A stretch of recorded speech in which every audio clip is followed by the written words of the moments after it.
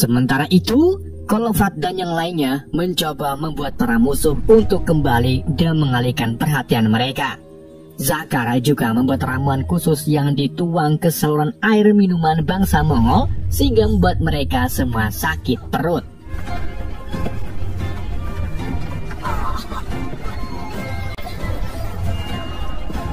Dan untuk membawa kembali ke para bangsa Mongol, Kolofrat merobek surat transit lalu mengikatnya ke anak panah yang dilempar ke kem Mongol.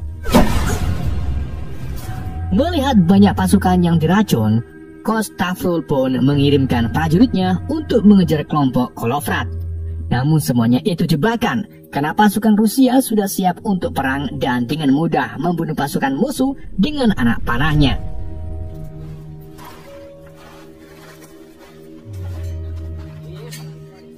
Setelah kerusuhan itu, Kolofrat tiba-tiba pingsan karena ia sudah 3 hari tidak turu.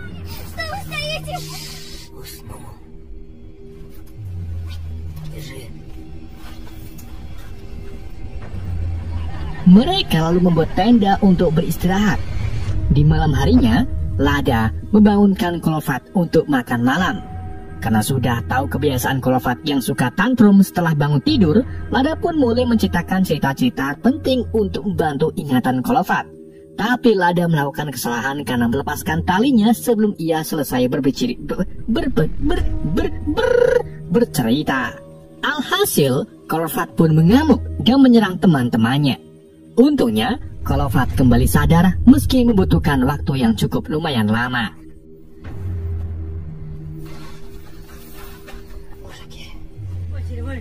Di samping itu, 2 orang utusan berhasil mencapai kota-kota tetangga untuk meminta bantuan.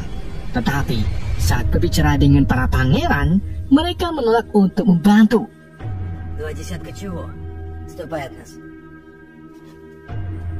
Sementara itu, utusan yang ketiga terluka dan pingsan di atas kuda, sehingga membuat si kuda tersesat lalu mengambil jalan yang salah, yaitu ke arah kem Mongol. Di malam berikutnya, Kolofrat serta anak buahnya menyelinap ke kem Mongolia sambil menggunakan kostum sehingga dikira monster atau hantu-hantu hutan. Alhasil, beberapa tentara Mongol yang masih percaya tahayul lari ketakutan. Mereka juga menyerang prajurit Mongol dengan senjata mereka sendiri.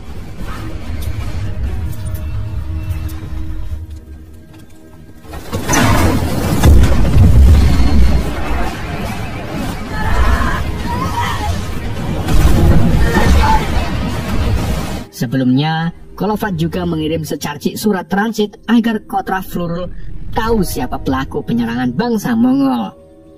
Bangsa Mongol pun melakukan balas dendam dengan menangkap lalu menyiksa salah satu utusan yang tersesat tersebut, yaitu utusan ketiga.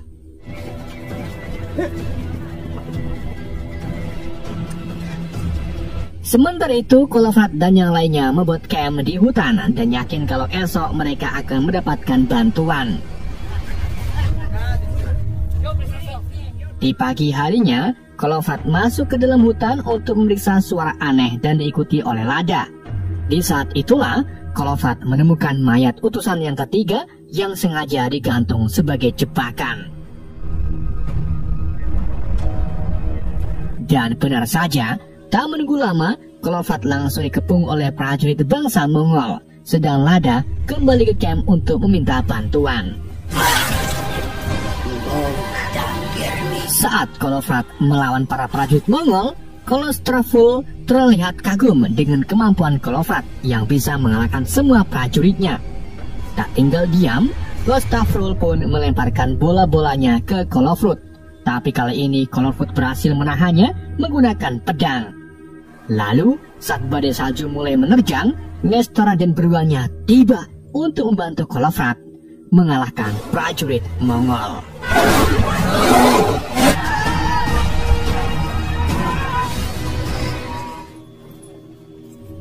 Kostafrul kemudian kembali menemui Batukan untuk memberitahu tentang badai salju dan beruang besar yang baru saja mereka hadapi. Batukan pun memerintahkan pasukannya untuk kembali melawan bangsa Rusia.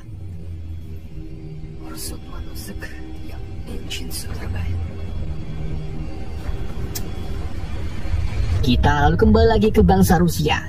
Kini Nestor membebaskan beruang tersebut dan bergabung dengan pasukan Golofrat. Ia juga membawa beberapa pria dari desa terdekat untuk ikut bergabung melawan bangsa Mongol. Bersama dengan itu, Karkun tiba dengan membawa kabar baik, yaitu pasukan Mongol akan kembali lagi sesuai rencana mereka. Golofrat lalu memutuskan kalau kelompok mereka akan tetap di belakang dan mempertahankan barisan, sedangkan Karkun membawa Lada dan anak-anak ke sungai menggunakan kereta luncur. Dengan begitu, anak-anak yang berhasil selamat bisa membangun kembali kota Rezan yang baru di masa depan.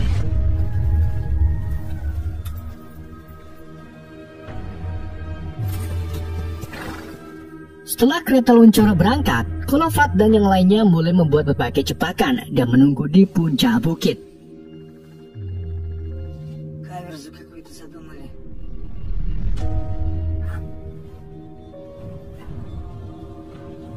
Tak lama kemudian, pasukan Batukan akhirnya tiba di sana dan membawa pasukan yang jumlahnya tak main-main.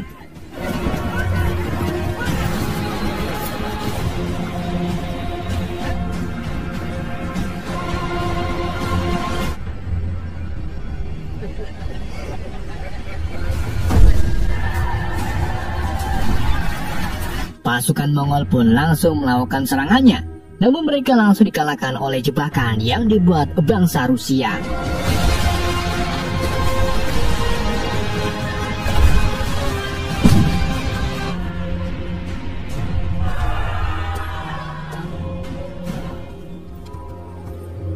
Sementara itu, Karkun mendapati kalau jalannya diblokir.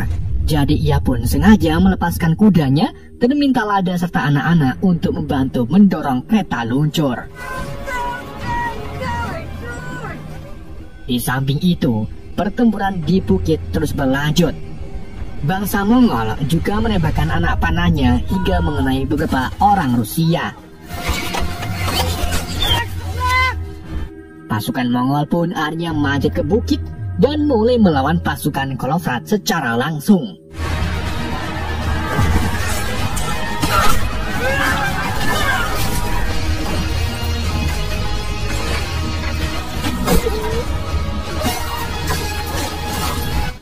Dalam peperangan itu, Nestor dan Zakar akhirnya meninggal, sedangkan Kostrofrul tiba untuk melawan Golofrat. Namun, Golofrat dengan mudah memenggal kelapa Kostrofrul hanya dengan sekali tebasan. Meskipun Golofrat berhasil mengalahkan Kostrofrul, tapi jumlah pasukan Mongol masih lebih banyak, sehingga prajurit Rusia akhirnya satu demi satu terbunuh. Meskipun begitu, setidaknya bangsa Rusia berhasil mempertahankan puncak bukit cukup lama sehingga Karkun bisa mencapai sungai dengan selamat. Sedangkan Karkun mendapat sedikit masalah karena tali yang mengikat layar membeku dan tak ada api. Jadi Lada pun menyuruh anak-anak untuk meniup simpul agar bisa melepaskan layarnya.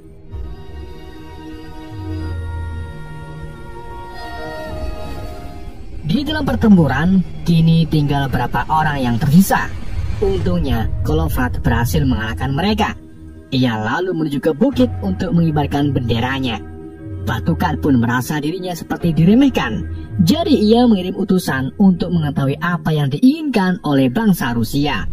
Akan tetapi, Golofrat membalas kata-kata yang sama persis seperti yang Batukan ucapkan, yaitu kalau bangsa Rusia tak menginginkan apapun dan bangsa Mongol datang tanpa diundang. Hal itu pun membuat Batukan marah dan kembali membuat serangan dengan menembakkan ketapel.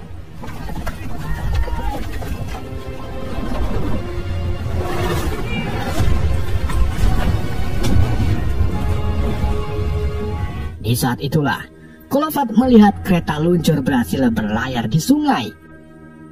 Ia pun dengan senang hati merayakan kebebasan mereka yang melarikan diri sebelum akhirnya ia tertimpa batu.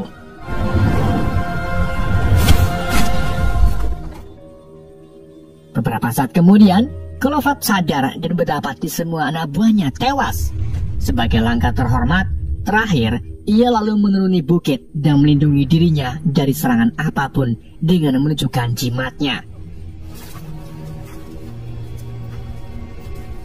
Sampai akhirnya ia jatuh ke tanah dan memberitahu Batukan kalau suatu hari nanti rakyatnya akan membalas dendam. Jimat yang dipegang Kolofat lalu jatuh, jadi ia minta Batukan untuk mengambilnya.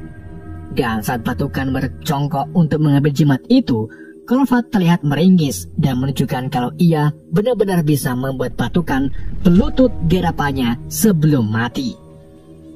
Batukan pun terkesan dengan kepahlawanan Kolofat dan menyebutkan kalau Kolofat memang pejuang yang ia percayai. Sebagai rasa hormatnya, Batukan pun membuat pemakaman yang layak untuk Kolofat. 5 tahun kemudian, Karkun kini menjadi pemimpin pasukan Novgorod Vladimir. Dia menginspirasi anak buahnya dengan mengingatkan pada pengorbanan Kolofat serta pejuang yang mulia. Dan pertempuran itu dikenal sebagai Battle on the Ice, pertempuran di es. Film pun berakhir.